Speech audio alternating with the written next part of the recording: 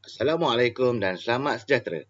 Bersama saya, Cikgu Fahmi, akan berkongsi dengan anda tentang subjek Sains Sukan tingkatan 5 di dalam bidang 7 iaitu kecederaan sukan dan langkah pencegahan. Kali ini dibincangkan unit 7.1 iaitu pengenalan kecederaan sukan, di mana pada akhir bab ini murid dapat menjelaskan punca kecederaan sukan berdasarkan faktor kendiri, pihak ketiga, peralatan dan persekitaran. Dapat juga menerangkan langkah-langkah pencegahan kecederaan sukan dari segi pakaian, peralatan sukan, peralatan perlindungan dan persekitaran. Boleh menerangkan peralatan perlindungan yang digunakan dalam sukan untuk mencegah kecederaan dan dapat menghasilkan alat ganti peralatan perlindungan yang boleh digunakan dalam sukan.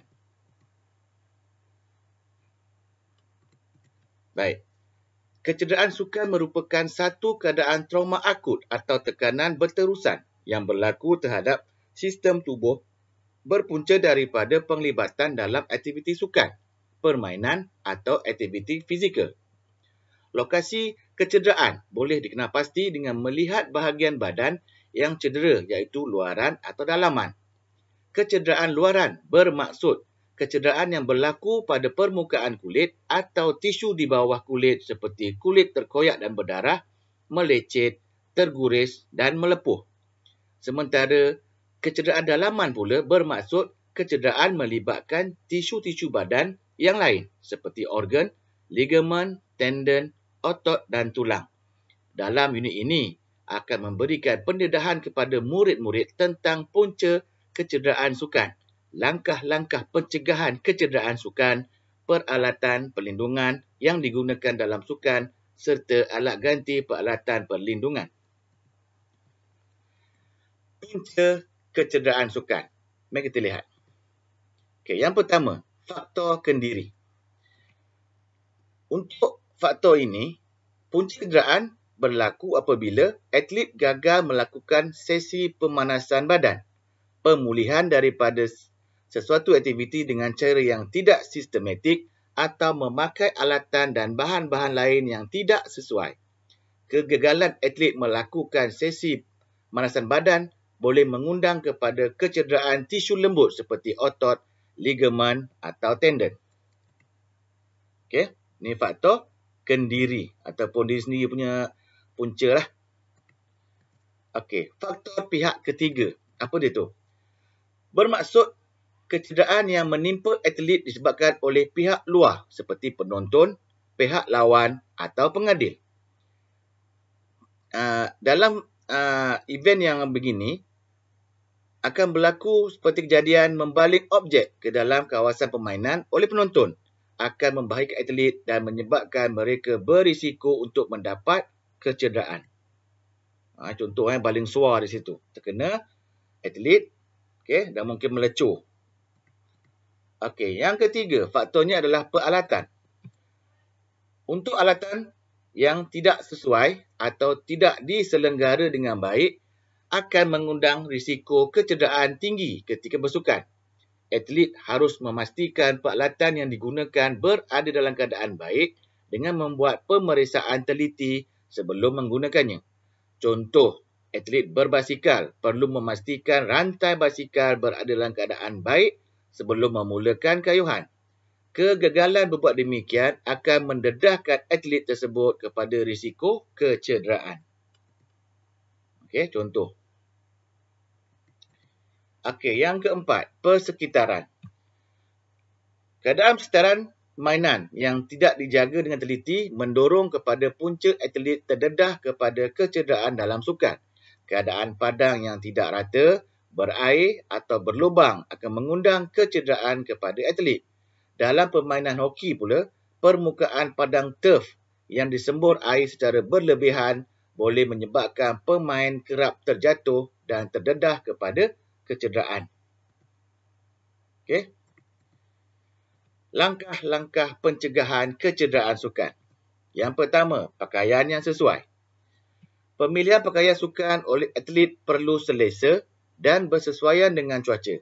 Material pakaian mestilah ringan dan dapat mengawal suhu badan. Sebagai contoh, sekiranya atlet bermain dalam cuaca panas, pakaian sukan perlu boleh menurunkan suhu badan. Dan sekiranya atlet bermain dalam cuaca sejuk, pakaian sukan boleh menyimpan haba. Pakaian yang tidak sesuai dengan saiz badan atlet juga mendorong pada risiko kecederaan semasa bersukan. Pakaian Kalau kasut tu, contoh kasut, kena saiz betul lah. Okay. Yang kedua, peralatan sukan yang betul, sesuai dan sempurna. Peralatan sukan yang digunakan mestilah sesuai kerana setiap jenis peralatan mempunyai fungsi berbeza-beza. Faktor umur dan saiz badan atlet menjadi asas kepada pemilihan alatan yang digunakan dalam permainan. Atlet juga bertanggungjawab memastikan peralatan sukan yang digunakan dalam keadaan baik, sempurna dan selamat. Kegagalan memastikan peralatan sukan yang digunakan dengan betul, sesuai dan sempurna akan mengganggu prestasi atlet dan mendedahkan atlet kepada risiko kecederaan. Contohlah kita ambil di sini kalau glove softball tu, kalau atlet yang mainnya adalah bawah 12 tahun, tak boleh gunakan glove yang untuk pemain bawah remaja main. So besar, boleh injured kepada wrist tangan. Sama dengan raket badminton. Saiz panjang raket mesti betul dengan saiz orang yang menggunakannya. Okey. Yang ketiga, peralatan perlindungan. Apa dia tu? Yang boleh melindungi anggota badan adalah cara paling selamat semasa bersukan. Kalau gunakan peralatan perlindungan. Ia penting bagi mengelakkan kecederaan terutama pada anggota tubuh yang sensitif. Contoh peralatan perlindungan adalah seperti pelindung kaki untuk melindungi tulang tibia dan fibula, penutup muka semasa bermain softball dan pendakap mulut untuk sukan tinju. Okey. Contoh. Pakai helmet, pakai kaki punya guard tu, okey, kena pakailah. Yang keempat, persekitaran yang selamat. Tempat permainan seperti padan dan gelanggang harus mempunyai ciri-ciri keselamatan dan tidak mendatangkan bahaya kepada atlet. Faktor pencahayaan, keadaan permukaan padang atau gelanggang dan kawasan persekitaran perlu diberi keutamaan semasa bersukan. Contohnya, padang harus rata dan tidak berlubang bagi mengelakkan atlet daripada terseliup. Gelanggang perlu bersih dan selamat tanpa objek asing di atas permukaan dan di persekitaran yang boleh mencederakan atlet. Contoh padang lah. Okey. Baik. Kecederaan sukan juga dapat dielakkan apabila atlet patuhi peraturan.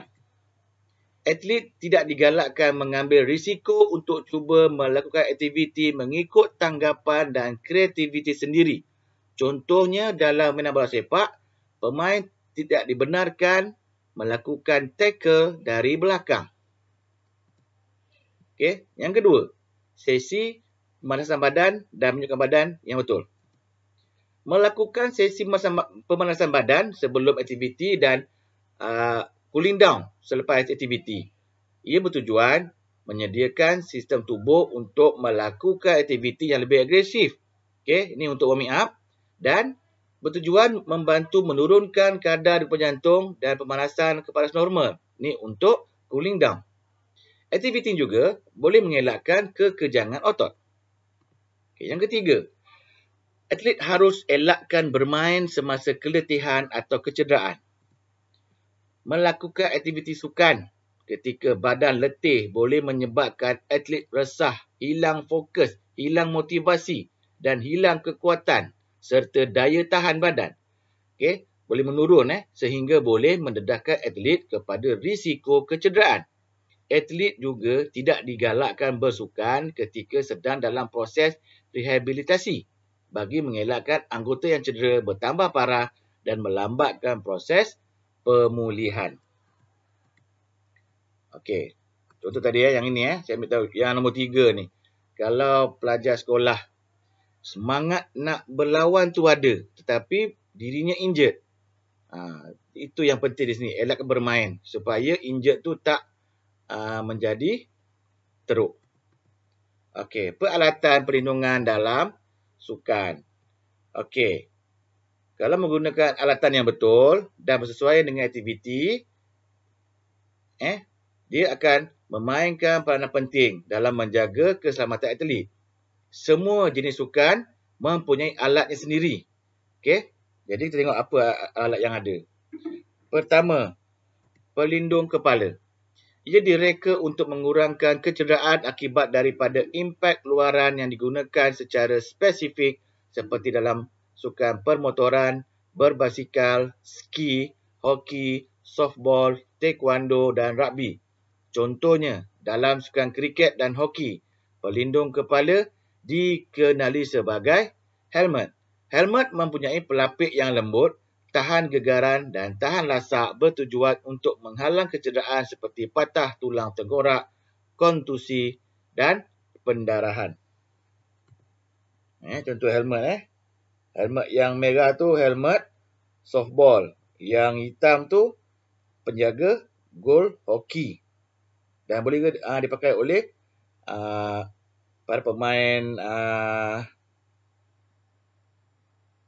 kriket. Okey. Yang kedua, iaitu pelindung mata. Ia merupakan peralatan perlindungan paling penting bagi mengelakkan risiko kecederaan yang tinggi sekiranya berlaku serpihan. Kebanyakan pelindung mata diperbuat daripada polikarbonat yang menjadikan pelindung berkualiti untuk mata. Aktiviti sukan seperti squashi memerlukan pelindungan mata yang khusus seperti goggles dengan lensa polikarbonat dan renang memerlukan goggles juga untuk menghalang air dan klorin daripada masuk ke dalam mata. Okey. Ketiga, pendakap mulut. Ia merupakan peralatan yang sesuai untuk mengelakkan kecederaan pada gigi dan rahang. Pendakap mulut boleh mengurangkan risiko gegaran yang disebabkan oleh hentakan. Aktiviti sukan yang pakai ni adalah hoki dan tinju. Memerlukan perlindungan khas pada bahagian mulut yang dikenali sebagai mouth guards. Mouth guard, mouth protector dan mouthpiece untuk mengelak daripada kecederaan. Okey, ni contohnya lah. Okey, yang keempat, pelindung kaki. Ia digunakan untuk mencegah kecederaan pada kaki semasa bersukan. Tujuannya adalah untuk melindungi tulang tibia dan fibula daripada terdedah kepada tendangan dan hentaman. Aktiviti sukan seperti bola sepak, hoki, softball dan kriket memerlukan pelindung kaki seperti shin guard atau shin pad. Dalam sukan hoki, peraturan untuk semua pemain memakai shin guard atau shin pad semasa bermain telah dikuatkuasakan. Sama dengan sukan bola sepak. Cuma bentuknya lah. Ada yang pakai kecil, ada yang pakai besar. Ini contohnya lah. Tapi ini lebih kepada hoki. Okey, alat ganti peralatan perlindungan. Menggunakan alat ini dengan tepat untuk jenis sukan tertentu penting bagi mengurangkan impak dan mencegah kecederaan serius. Faktor umur, saiz dan spesifikasi alatan perlu diberi perhatian semasa pemilihan alat perlindungan. Alat ganti peralatan perlindungan boleh direka cipta untuk pembelajaran murid tetapi tidak sesuai digunakan dalam pertandingan yang sebenar kerana tidak mengikut spesifikasi dan dikhawatiri tidak dapat melindungi atlet serta meningkatkan risiko kecederaan. Baik, mari kita lihat apakah contoh soalan yang boleh dikeluarkan dalam bab ini. Okey, yang pertama di situ adalah isu peralatan sukan yang perlu diberi perhatian untuk mencegah kecederaan sukan ialah apa di situ. Okey, nombor 2. Bas yang dinaiki pasukan tenis sekolah untuk ke lokasi pertandingan tenis mengalami kerosakan di pertengahan jalan. Pasukan tenis sekolah sampai ke lokasi pertandingan 5 minit sebelum perlawanan bermula dan tidak mempunyai cukup masa untuk sesi pemanasan badan sebelum game. Ini akan punca kepada tim ini tak boleh beraksi dengan baik dan mengalami kekejangan selepas 15 minit bermain. Apakah punca? Okey, sama ada kendiri, Pak Latan, Persekitaran atau pihak ketiga. Okey, yang ketiga, untuk mengurangkan risiko kecederaan, atlet perlu apa? Okey, ada 4 pilihan jawapan dan pilih jawapan. Ini contoh untuk soalan objektif. Untuk esei, nyatakan 3 kepentingan menggunakan alat perlindungan.